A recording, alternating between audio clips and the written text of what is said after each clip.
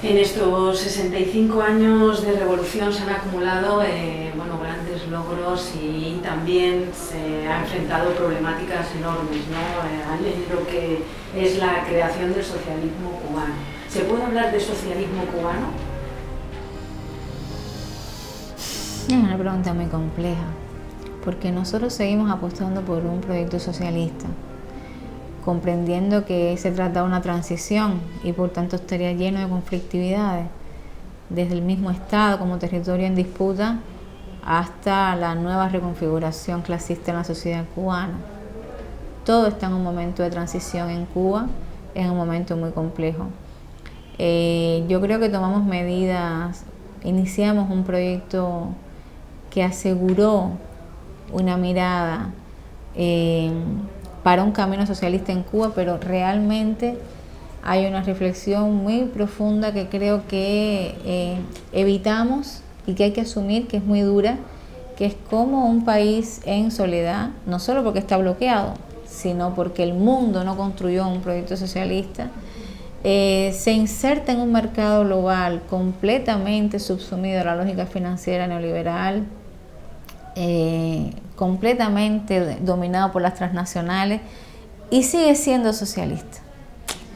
Eso es mucho más que una tensión, es una contradicción muy fuerte que yo creo que nos puso límites a nuestro proceso. Cómo estás obligado a dialogar con instituciones financieras o cómo estás obligado a subordinarte a reglas comerciales que no están pensadas para que el mundo sea distinto, y al mismo tiempo para adentro crear una sociedad socialista. Esto es una cosa a reflexionar. También yo creo que es un asunto a reflexionar que en algún momento en la política creímos que podíamos dividir el trabajo ideológico, cultural de las ideas, de la producción de la materialidad de la vida, y entonces en las escuelas asegurábamos una formación en un tiempo más profunda que en este momento, una formación de valores socialistas, de la historia, aunque nunca hemos logrado contar toda la historia de la revolución. Yo creo que es una tarea pendiente. Al menos sí en los íconos de la revolución, de la historia en nuestro país, en la escuela se asegura con los niños, pero eso no puede estar separado de cómo se comprende, cómo se producen los zapatos en una fábrica, cómo se dirige a los trabajadores, cómo los trabajadores en sus asambleas participan de la gestión del proceso productivo, porque el socialismo está allí, esencialmente allí. O sea, nosotros tenemos una disputa de ideas que tiene que estar anclada en el territorio donde se producen los bienes, los servicios y también la subjetividad de la gente, porque allí el trabajador aprende de sus derechos, aprende de su participación, aprende del rol en el socialismo de un trabajador. Y yo creo que eso es un debate hoy que nosotros, es una tarea que tenemos que enfrentar en la sociedad cubana. Entonces no podemos pensar en proyecciones económicas o en proyecciones para responder a la crisis económica que hay en el país sin pensar en el territorio del trabajo, en el territorio donde se dan esas relaciones de producción que no son relaciones del obrero con su máquina, son relaciones que producen subjetividad y además que se dan en un entorno donde el trabajo en Cuba también se ha diversificado muchísimo, no solo en la virtualidad, sino es que también hay mediaciones comerciales y gente que son trabajadores y que lo que están haciendo es intentando vivir de un modo en el que nosotros concebimos no es el trabajo tradicional, pero están generando relaciones laborales de ese modo. Hay que estudiar eso, hay que entender cómo se está moviendo la sociedad cubana también en esos códigos. Entonces yo creo que el socialismo hoy en Cuba tiene todos esos desafíos para profundizar un camino que realmente enfrente toda la lógica del capital que también ha entrado al país. O sea, toda la lógica de la privatización, del individualismo, la meritocracia, esto de que si usted se esfuerza, usted avanzará, trabaje más para que logre. También en nuestro país eso ha entrado. Las relaciones sociales orientadas por el consumo, organizadas por los niveles de consumo, las zonas en las que la gente se va mudando porque son mejores y por tanto se reorganiza la ciudad a partir de los niveles de consumo. Teníamos una ciudad donde la gente vivía sin pensar o sea, siempre fue muy diverso, ¿no? La Habana. Hoy hay barrios donde la vida se organiza en una lógica y barrios donde se organiza de otra. Hay una desigualdad social creciente en Cuba. Y todo eso que habla de una estructura socioclasista en nuestra sociedad y que hay que discutir cómo se mueve la clase media cubana, cómo se mueve la clase trabajadora, cómo se mueve la gente que hoy ni se siente clase trabajadora porque está prácticamente sobreviviendo con un nivel de salario de jubilación o pensión muy bajo para poder llegar a fin de mes, cómo todo eso se articula en un proyecto de país. No puedes pensar un país para los más vulnerables, para las personas que no tienen que comer o que les cuesta trabajo conseguir, comprar los alimentos o hacer la cola. Tienes que pensar un país para todos. Tienes que pensar en un país donde todo se articule. Tienes que pensar en un país de justicia para todos. El poder popular es de todos. Tienes esa tarea de rediseño que se traduce en esta frase de que nadie quedará desamparado, que nadie quedará por fuera de las políticas del país, que nadie quedará sin programas o políticas para una sociedad justa, ¿no? Pero el socialismo no puede solo pensar en eso, tiene que crear riquezas, tiene que demostrar que puede crear bienes para la gente. O sea, nosotros tenemos que lograr que el bienestar sea una cosa contada con facilidad. ¿Qué significa estar bien en una sociedad que no quiere ser capitalista? ¿Qué niveles de consumo vamos a organizar? ¿Qué capacidad de distribuir bienes? ¿Qué bienes? ¿Con protagonismo de quiénes? ¿En qué momentos? Son discusiones que tenemos que darnos, porque si lo que queremos es parecernos al mundo capitalista en niveles de consumo, no es el camino para el socialismo. Pero tampoco es el camino, y por eso hoy casi nadie discute las posibilidades del socialismo en el mundo, demostrar que el socialismo es el camino del sacrificio, de la resistencia permanente, vamos a distribuir la pobreza entre nuestra gente, vamos a estar todos igual aunque todos estemos más o menos mal. Yo creo que ese esquema de pensamiento que se ha logrado instalar impide dilucidar, discernir las tareas que tenemos de producir una sociedad donde la gente viva bien. ¿Qué significa vivir bien, estar bien, sin estar atados a los superconsumos? ¿Qué significa? ¿A qué aspirar? ¿A qué aspirar para ser felices? ¿Qué merecemos los seres humanos sin la cultura de la meritocracia capitalista? Realmente, ¿a qué debemos aspirar? Porque esa concepción de lo que merecemos orienta mucho tu nivel de disgusto o de satisfacción con tu vida.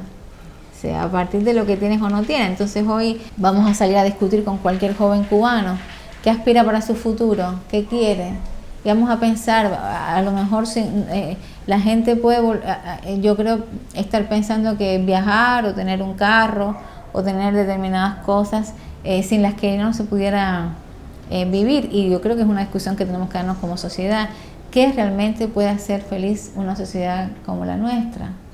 ¿Qué nos haría felices, sanos como sociedad? ¿Cómo reconstruir la integración de la sociedad alrededor de un proyecto de bienestar? No puede ser alrededor del sacrificio y la resistencia, aunque la resistencia está en nuestra historia y tenemos que seguir resistiendo porque lamentablemente no nos dejaron otra. O sea, nosotros no nos han permitido vivir sin estar permanentemente frente a un imperio. No nos han permitido vivir sin sentirnos todo el tiempo en aislamiento. El bloqueo en Cuba se ha recrudecido, las condiciones de sobrevivir desde la ciencia hasta la educación, cualquier sector de la vida del pueblo cubano se complejiza con el bloqueo cada día, no se hace más sencilla. En esas condiciones, o sea, no teorizando sobre el socialismo, sino en realidades concretas políticas muy duras, ¿cómo generamos condiciones de bienestar en la gente, con la gente? Eso es un desafío para poder pensar en un camino socialista de Cuba, ¿no? Extraño los debates sobre el socialismo, o sea, hoy se habla poco de socialismo en América Latina otra vez, cuando Venezuela se habla un poquito más, pero todo aquello que decíamos socialismo del siglo XXI o buen vivir, que un poco discutió otra vez, le dio aire a la discusión sobre un proyecto, se volvió a debilitar. Y está otra vez la izquierda en la región y la izquierda en general, y nosotros impactados por eso, viendo cómo sobrevive al momento del avance de la derecha, viendo cómo esquiva el momento, viendo cómo intenta salir del túnel un poquito mejor. y hay que ir adelante a los problemas, hay que discutir ideológicamente el asunto, hay que comprender el momento de crisis de la izquierda, pero para irle adelante, poniéndole el proyecto por delante, tenemos que ponernos de acuerdo en qué queremos para nuestros pueblos realmente. Y eso hay que hacerlo con la gente, hay que hacerlo con la gente, no es porque el pueblo siempre tenga la razón, en esa visión maniquea también de que en el pueblo está toda la verdad, que también cosifica mucho al pueblo y lo idealiza para no trabajar con él. Pero hay que buscar con la gente las soluciones a los problemas y sobre todo crear con la gente momentos nuevos. En Cuba pasa mucho, y con esto ya termino porque he hablado demasiado, pero en Cuba pasa mucho que las cosas buenas se invisibilizan, o sea, no solo los medios enemigos, sino también nosotros nos está costando mucho trabajo celebrar las cosas lindas, pequeñas que ocurren en la sociedad cubana. Nos está costando trabajo celebrar que los niños el primer día de clases van todos a la escuela con sus familias y que disfrutan ese día como una fiesta de la familia. Incluso nos cuesta hasta comprender por qué la gente sigue yendo el día en que los niños saben leer y escribir y que se hace una ceremonia en la escuela o se pone la pañoleta porque inician a ser pioneros en la escuela y la familia sigue emocionándose con eso. Entonces, si nos empieza a costar celebrar las pequeñas victorias o rutinas que se convirtieron en símbolos que en el ADN de la historia nacional hacen parte del orgullo, de la identidad, de un proceso de transformación, entonces nos va a costar mucho trabajo emprender un camino que es doloroso, que es complejo, que es decir o creer que el mundo realmente puede ser distinto y que el capitalismo no tiene por qué ser eterno, que es algo en lo que hoy cuesta mucho trabajo. La gente pensar cualquier cosa menos que se puede realmente vivir sin la lógica del capitalismo sobre tu cabeza. Entonces, para eso creo que hay que celebrar, o sea, pequeños hechos culturales son hermosos y sin embargo los subvaloramos. Hechos educativos son hermosos, pero no les ponemos noticia. Hay un tema acá que es subjetivo y es muy importante. Tiene que ver con cómo estamos actualizando nuestra identidad, desde qué orgullos, desde qué relatos. Porque si empezamos a creer que casi todo nos sale mal, que los problemas son mayores que los esfuerzos que realmente sí derivan en resultados positivos para la mayoría de la gente, el relato nos inunda, el relato de la derrota nos inunda. Y es difícil superar cuando el relato de la derrota te inunda, ¿no? Una cosa es ser crítico, tener un pensamiento crítico, que necesariamente tiene que ir a la historia, a los procesos, a las causas históricas de esos procesos. Y otra cosa es que el relato de la derrota te inunde. Eso hace un servicio perfecto a quienes han querido también arrinconarte y hacerte creer que no era posible. Entonces, no es ser un optimista ingenuo, vacío, banal, porque con ese entusiasmo sin práctica real no vamos a ninguna parte. Ese entusiasmo vacío también nos hace daño. Pero hay que encontrar fuerzas en nuestra propia historia y en nuestra propia gente, que es linda, que es muy formada, que tiene una visión del mundo realmente muy diferente. Vamos a echarle mano a eso.